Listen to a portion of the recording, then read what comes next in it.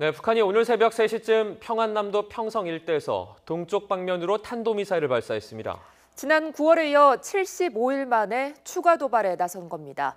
취재기자 연결해 자세한 내용 알아봅니다. 염혜원 기자. 네, 염혜원입니다. 네, 한동안 북한이 잠잠하더니 또 미사일 도발을 했군요. 네, 그렇습니다. 합동참모본부는 북한이 오늘 새벽 3시 17분 불상의 탄도미사일을 발사했다고 밝혔습니다. 평안남도 평성에서 동쪽 방면으로 쐈습니다. 평성은 평양 바로 위쪽 지역으로 순안공항과도 가깝습니다. 북한 영토를 가로질러서 동쪽 방면으로 발사했기 때문에 최소 수백 킬로미터는 날아갔을 것으로 추정됩니다. 현재 한미 군 당국은 미사일의 정확한 궤적과 낙하 지점을 파악하고 있습니다. 이후 우리 군은 북한이 미사일을 발사한 지 6분 뒤인 3시 23분쯤 북한의 탄도미사일 도발에 대응해서 동해상으로 미사일 합동 정밀 타격 훈련을 실시했다고 밝혔습니다. 네, 북한의 도발 징후가 최근 잇따라 포착되지 않았습니까? 네, 그렇습니다. 북한의 미사일 도발 징후는 며칠 전부터 한미일 군 당국에 잡혔습니다. 발사 준비가 의심되는 전파 신호가 포착된 겁니다. 북한이 교란 목적으로 위장 전파를 쐈을 가능성도 있었지만 한미 군 당국은 북한군 동향을 주시하고 있었습니다. 미사일 발사 기지를 중심으로 정보 자산을 총동원한 것으로 확인됐습니다. 네, 북한의 오늘 도발은 지난 9월 이후 2달여 만이죠.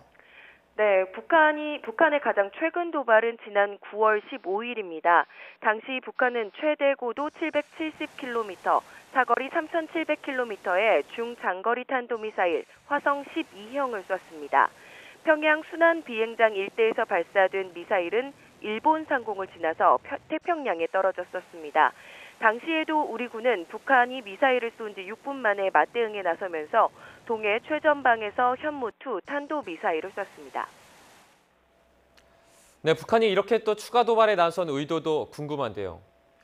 네, 아직 발사 이후 시간이 얼마 되지 않아서 정확한 의도를 분석하기는 쉽지 않지만 몇 가지 추측은 가능해 보입니다. 우선 테러 지원국 재지정에 대한 불만을 꼽을 수 있겠습니다. 미국은 지난 20일 북한을 테러 지원국으로 다시 지정했는데 북한이 이를 도발의 빌미로 삼았을 수 있는 겁니다.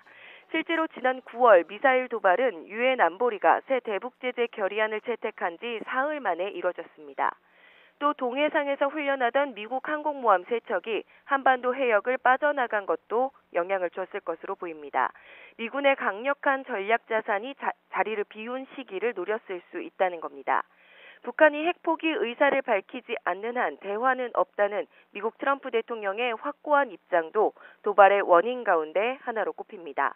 대미 관계에서 협상력을 최대한 키우기 위한 전략적 계산이 깔렸다는 분석입니다.